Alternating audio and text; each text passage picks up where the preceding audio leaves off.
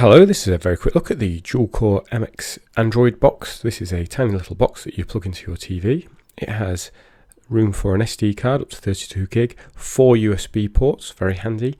At the back you've got your connections.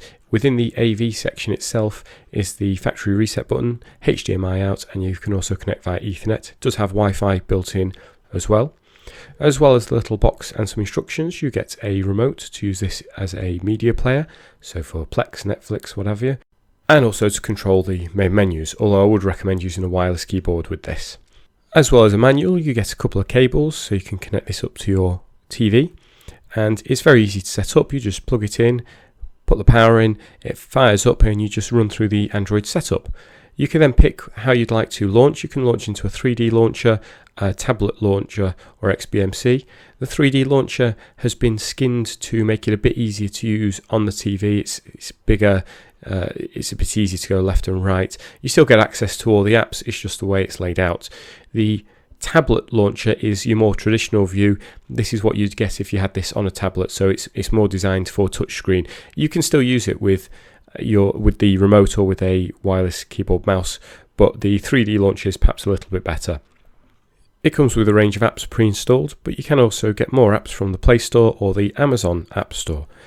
Now, as you'll see here, I'm going to type using the remote, and it's quite a long-winded process because you have to go to each key, you have to go across. So here I'm going to just search for Plex, and you click on P, then you have to go to L, so on and so forth.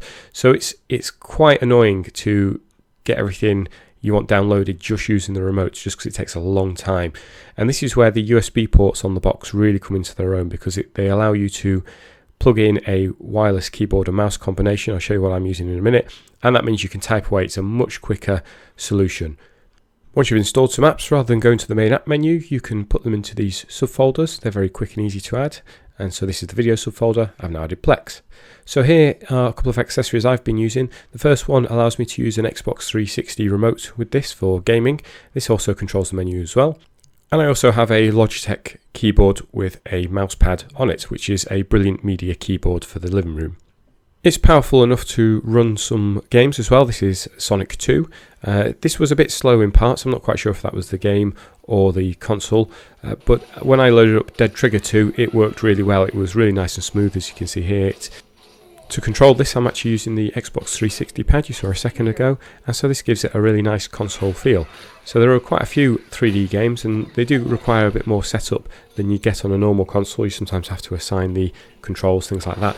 But once you do get going, as you can see here, it runs really well, really nice and smooth. This box is really good for media streaming, although I did have a couple of problems, both with Google Play and with Now TV. The box wouldn't actually stream anything. In Now TV's case, it's actually checked the box and came up with this message saying it's had some modification done to it. However, for Netflix, Plex, XBMC, I found they all worked fine. So overall, it's one to consider. It's not just a media streamer, but also allows you access to the hundreds of games available on Android. I hope you found this short review useful. Thanks for watching.